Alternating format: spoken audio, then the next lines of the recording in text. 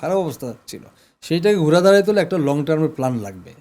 সাব্বির মতো প্লেয়ার বাইরে থেকে ডিস্ট্রিক্ট থেকে প্লেয়ার না আনতে পারলে কোনো দিন আপনার একটা পর্যায়ে আবার ন্যাশনাল টিমের রেজাল্ট খারাপ হয়ে যাবে। এটা লং টার্ম জার্নি। কিন্তু আমি আবার একটা জিনিসে ফিরে যেতে চাই, সেটা হচ্ছে যে ফুটবল নিয়ে আমরা অনেক কথা বলছি। ফুটবলের আপনাদের সেই গোল্ডেন টাইমটা নিয়ে আমরা আরও কিছু কথা বলবো এরপরে। তো ফুটবলের এখনকার অবস্থাটা কি? মাঝখানে আমাদের একটু তো জানি আমরা সবাই, খুব খারাপ সময় ছিল ফুটবলের। এখন আমরা কিন্তু ঘুরে দাঁড়ানোর চেষ্টা করছি, যেহেতু আমি ফুটবল ফেডারেশনের একজন মেম্বার। আমাদের এই কমিটি আসার পর থেকে কিন্তু আমরা চেষ্টা করছি ফুটবলকে ঘুরে দাঁড়ানোর জন্য, যার পরিপ্রেক্ষিতে দেখছেন আমরা এশিয়া কাপ কোয়ালিফাইং রাউন্ডে আমরা খেলেছি, আমরা ইন্ডিয়ার এগেনস্টে ম্যাচ জিতেছি, আমরা এই বাইরে গিয়েও ভালো খেলেছি। আমাদের এই টিমে বাংলাদেশি বংশোদ্ভূত বিদেশি প্লেয়াররা আসছে, হামজা, ফামিদুল, আসার পর কিন্তু বাংলাদেশের ফুটবলের একটু চেঞ্জ আসছে। এটা আপনারা সবাই জানেন, দেখছেন যে জনগণ ওই যে আমাদের খেলার মাঠে ঢাকা স্টেডিয়ামে প্রচুর লোক ছিল, আমরা আনতে পেরেছি লোকদের। এবং মোটামুটি এখন বাংলাদেশের জনগণ, বাংলাদেশের মানুষ ফুটবল দিক খবর রাখছে। অনেক ফেসবুকে অনেক পোস্ট আসতেছে, অনেক বকাবকি শুনি আমরা, অনেক ভালো খারাপ নিয়ে আসছে। এই সমালোচনা কিন্তু শুরু হয়েছে, আগে কিন্তু এগুলো ছিল না। নতুন প্রজন্মের ছেলেরা, বাচ্চারা যেভাবে ফুটবল বুঝে, এখন ফুটবল নিয়ে অনেক সমালোচনা করে, আলোচনা করে। আমি ওদেরকে সাধুবাদ জানাই, আর আমাদের বকে, নো প্রবলেম। তার মানে আমরা বুঝতেছি যে ফুটবলের একটা উন্মাদনা সৃষ্টি হয়েছে, ফুটবল আবার ফিরে দাঁড়াচ্ছে। কিন্তু র্যাঙ্কিংয়ে তো আমাদের বাংলাদেশের র্যাঙ্কিংয়ে আমরা কিন্তু খারাপ নাই, আমরা 180-তে 80-85-এর ভিতরেই আছি। তারপর র্যাঙ্কিং তো আপনার যত ফুটবল খেলবেন, যত ভালো রেজাল্ট হবে, যত বাইরে যত ম্যাচ খেলবেন, তখনই কিন্তু র্যাঙ্কিংয়ের আপডাউন হয়। সেক্ষেত্রে আমরা যে লাস্ট ম্যাচ খেললাম, সান মারিনোতে খেললাম, ইউরোপে জীবনের প্রথম বাংলাদেশ ন্যাশনাল টিম ইউরোপে খেলতে গিয়েছিল, সান মারিনোর সাথে খেলে আসলো, আমরা জিতেছি ওই ম্যাচ। তা আমাদের প্লেয়াররা ওইখানে যে ওই এনভায়রনমেন্ট ভালো করে আসছে। এখন আমরা আশা করি যে আগামী দিন আরও ভালো হবে। এবং আমরা ফুটবলকে আসলে এই মাঝখানে যে বিরাট একটা গ্যাপ ছিল, ফুটবলের একটু খারাপ অবস্থা ছিল, সেইটাকে ঘুরে দাঁড়ায় তোলে একটা লং টার্মের প্ল্যান লাগবে। আমরা কিন্তু লং টার্মের একটা প্ল্যান অলরেডি নিয়েছি, সেটা হচ্ছে 4 বছর একটা টার্গেট, আমাদের একটা পাইপলাইন করেছি অলরেডি। সেটা হচ্ছে আমরা ট্যালেন্ট হান্ট করতেছি, আমাদের গ্রাসরুট লেভেল থেকে আমরা প্লেয়ার তৈরি করার চেষ্টা করতেছি। কারণ হচ্ছে আমাদের ন্যাশনাল টিমে পর্যাপ্ত প্লেয়ার নাই এখন অ্যাভেলেবেল। যেই কজন প্লেয়ার আছে ওরা ক্লাবে দেশকে অনেক কিছু দিয়েছে, এবং তারা এখন পর্যায়ক্রমে আস্তে আস্তে একটু এইজ হয়ে যাচ্ছে ওদের। কিন্তু এটা তো স্বাভাবিক, সবাই একটা পর্যায়ে খেলা ছাড়তে হবে। কিন্তু আমরা যদি ন্যাশনাল টিমে এখন আমাদের যে প্লেয়াররা আছে ওদের সাবস্টিটিউট তৈরি না করতে পারি, ওদের ফিডব্যাক যদি না দিতে পারি, ওদের সাথে যদি আমাদের ওদের সাথে আরও প্লেয়ার যদি তৈরি না করতে পারি, একটা পর্যায়ে আবার ন্যাশনাল টিমের রেজাল্ট খারাপ হয়ে যাবে। সেই ক্ষেত্রে আমরা কিন্তু এখন একটা লং টার্ম প্ল্যান আমাদের আছে।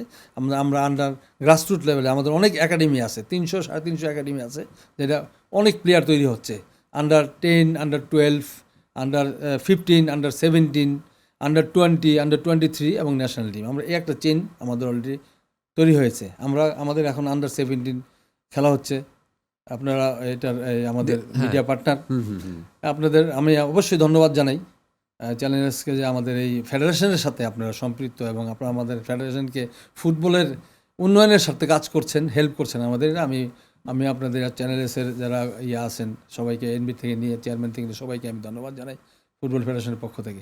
তারপরেও আমরা এই যে আমাদের আন্ডার 20 চ্যাম্পিয়ন হয়ে আসলো সাফে, মোটামুটি আমাদের এখন ফিডব্যাক, আমাদের ন্যাশনাল টিমের প্লেয়ার তৈরি হচ্ছে। কিন্তু আমরা এই বছর করলাম, প্রতি বছরই যদি না করতে পারি তাহলে কিন্তু এই যে চেনটা নষ্ট হয়ে যাবে। ইনশাল্লাহ আশা করতেছি আমরা এই বছর 15-17 জাতীয় লিগ শেষ করলাম ডিস্ট্রিক্ট পর্যায়ে। শুধু ফুটবল কিন্তু আগে ঢাকা কেন্দ্রিক ছিল, এখন ফুটবল আমরা ডিস্ট্রিক্টে ছড়াই দিচ্ছি।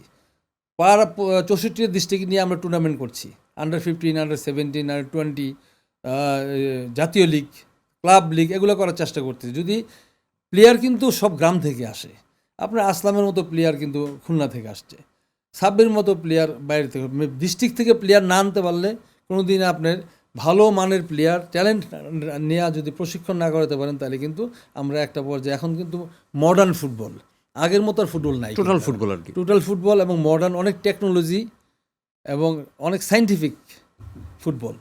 ফুটবল অনেক সাইন্টিফিক এখন অনেক অনেক ফুটবলের পিছিয়ে কিন্তু অনেক অর্থ ব্যয় করতে হয়, আগে কিন্তু এত লাগতো না। কিন্তু কারণ ভাই একটা জিনিস আমি বলি, আমি যখন এই যে গ্রামের দিকে যাই, যখন এই আমার ছোটোবেলা আমি যেতাম, তখন দেখতাম যে যেখানেই যেতাম দেখতাম যে ফুটবল খেলা হয়। হুম। এখন দেখি যে যেখানেই যাই ক্রিকেট খেলাটাই বেশি হয়। তাহলে এই যে ট্যালেন্ট হান্ট করে যে আমরা বের করে নিয়ে আসবো, এটাও তো একটা অন্তরায় আছে। এটা ট্রান্সফার করতে হলে ডিস্ট্রিক্ট লিগগুলো হইতে হবে। আমাদের আগে ছিল স্কুল ফুটবল হইতো, আপনার ন্যাশনাল চ্যাম্পিয়নশিপ হইতো, বাইরে বাইরে না কিন্তু ডিস্ট্রিক্টে লিগ হইতো, এটা কি অ্যাওয়ারনেস এগুলো চালু করতে হবে। অ্যাওয়ারনেস বাড়ানোর কোনো প্ল্যান করা যায় না? হ্যাঁ, আমরা তো চালু করছি। আমরা কীভাবে করবেন অ্যাওয়ারনেসটা আপনার? ডিস্ট্রিক্টে যেমন টুর্নামেন্ট করলাম, আন্ডার 15 এজ গ্রুপ নিয়ে টুর্নামেন্ট করলাম, 17 নিয়ে টুর্নামেন্ট করলাম। এখন আমরা চেষ্টা করছি ডিস্ট্রিক্ট লিগগুলো হওয়ার জন্য। ডিস্ট্রিক্টে যদি লিগ হয়, আগে কিন্তু অনেক ভালো ভালো লিগ হইতো, খুলনা, চিটাগাং, কুমিল্লা সব জায়গায় ডিস্ট্রিক্ট লিগ হইতো। এগুলো কিন্তু এখন আপাতত বন্ধ। স্কুল লিগ বন্ধ। School football, inter school football হচ্ছে প্রাণ ছিল তখন। এখন ইন্টার স্কুল ফুটবল বন্ধ। আমরা চেষ্টা করতে চালু করার জন্য। আমাদের ইন্টার আন্তঃ কলেজ ফুটবল হইতো, ইন্টার ইউনিভার্সিটি খেলা হইতো, এগুলো সব কিন্তু বন্ধ।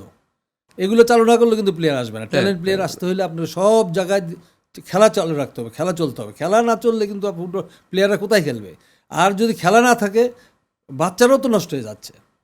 এক্স্যাক্টলি, মানে এই যে মাদকের নেশা, মাদক আসক্ত হয়ে যাচ্ছে, মোবাইল আসক্ত হয়ে যাচ্ছে, সন্ত্রাসীর দিকে তাদের নজর হয়ে যাচ্ছে। বাচ্চারা করবেটাই মানে আপনাদের যদি এই যে যেমন এখন আমাদের প্রধানমন্ত্রী এই যে নতুন করে শুরু করলেন, এটা কিন্তু বিশাল একটা ভালো উদ্যোগ। স্কুলে স্কুলে কিন্তু প্রত্যেকটা ট্যালেন্ট তৈরি হবে এখানে। যদি বাধ্যজনক ক্লাস 4-এ বা ক্লাস 5-এ, ক্লাস 6-এ স্কুলে যদি খেলাধুলার টিচার থাকে এবং খেলাধুলার চর্চা থাকে, তাহলে কিন্তু বাচ্চারা মোবাইল আসক্ত এবং এই যে সন্ত্রাসী এবং ড্রাগস এদিকে যাবে না। এই কারণেই যে উদ্যোগ নিয়েছেন আমাদের মাননীয় প্রধানমন্ত্রী, আমি ওনাকে একজন এক্সপ্লেয়ার হিসেবে সাধুবাদ জানাই।